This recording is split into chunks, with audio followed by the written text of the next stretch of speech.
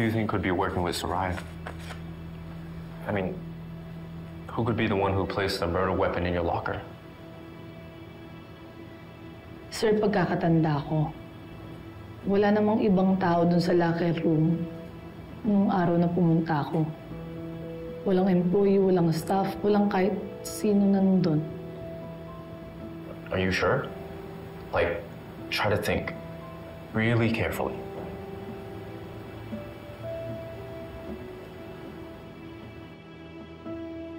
Pia! Congratulations! I heard pinabalik ka na ni Matthew dito sa work. I just want to say, I'm really happy for you. What's the matter, kid?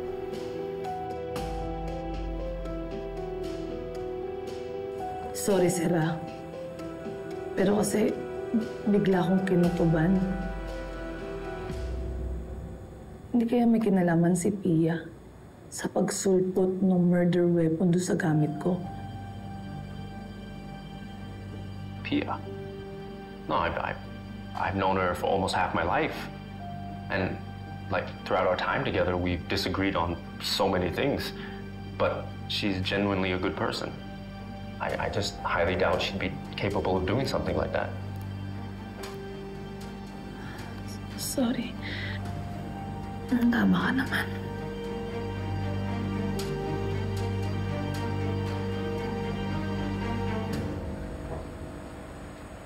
Clara, alam ko close kayo ni Pia. Kaya alam ko na matutulungan mo ko. Kasi may napansin ako sa kanyang kakaibig pagkatapos na namatay si Sir William. Pasensya na kita, pero ayoko kasi makialam sa madamay dyan sa issue ng dalawa. Wait. Issue? Clara, ang pagkakalam ko, wala kaming issue ng dalawa. Maliban na lang kung may issue siya sa akin. Alam mo, pasensya ka na kung medyo makulit talaga ako kasi gusto ko lang talagang malaman kung ano yung totoo eh. May hinala ako na may alam si Pia sa pagkamatay ni Sir William. Alam ko na pamahal ka na sa mga Smith. Ayaw mo bang tulungan si Miss May? Ayaw mo ba siyang tulungan na mapakulong kung sino yung may kasalanan? Ikit, wala akong alam tungkol sa pagkamatay ni Sir William kung ano yung nangyari. But about Pia, may nasabi siya sa akin noon that I think you should know. Ano yun? Hindi sincere yung pakikipag-friend sa'yo ni Pia. She's just getting close to you para bantayan ka niya. Kasi gusto niya harangan yung possibility na maging kayo ni Sir Matthew. Dahil until now, umaasa pa rin siya na magkakabalikan sila. Kaya mag-iingat ka kay Pia.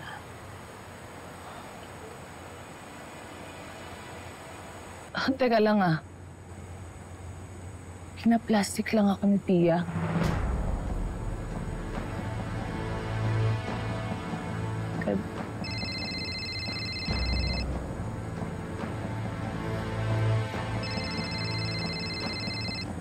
Si Pia.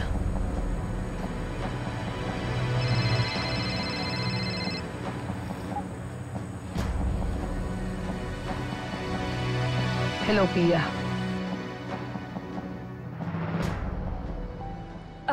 Hello? Hello, Ikit? At nasan ka ngayon? Nandito lang ako sa resort. Bakit? No, wala naman. Pero pwede bang makipagkita ngayon? Bakit, Pia? Anong meron? May gusto kasi sana akong sabihin. Importante lang. Mas okay sana kung personal, not on the phone. Sige. Saan ba? Great. Sige, I'll send you the address. Tapos, papunta pa lang din naman ako ngayon. See you.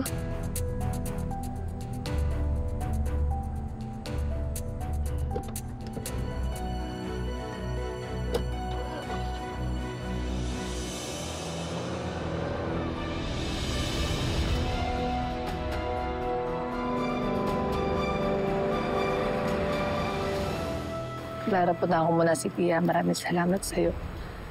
Ikit mag-ingat ka. Ha?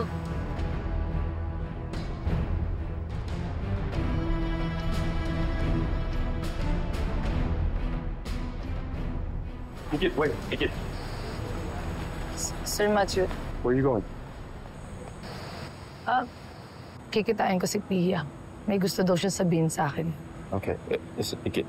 After the shooting incident, I don't think it's a good idea for you to be going out, especially alone.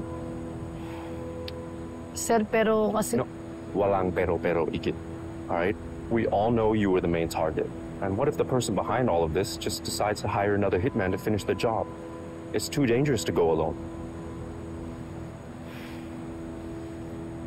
Nadiscover kasi ako tungkol kay Pia. Kaya gusto kong malaman yun sa kanya. Tsaka bukod dun, meron daw siyang gustong sabihin sa akin importante eh. Kaya kailangan ko talaga. Okay. If you insist on going, I'm going with you. Just to be safe. I'll even have the bodyguards follow as well. Sige. Sabi niyo yan eh. Okay.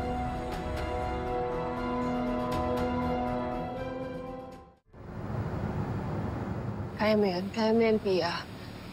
You're doing the right thing. Wala kang dapat ikatakot.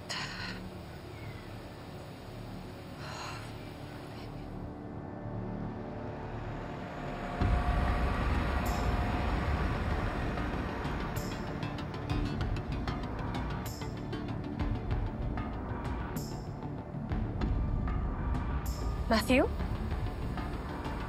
Anong ginagawa niya dito? Ano na lang iisipin niya kung marinig niya yung sasabihin ko kay Ikit?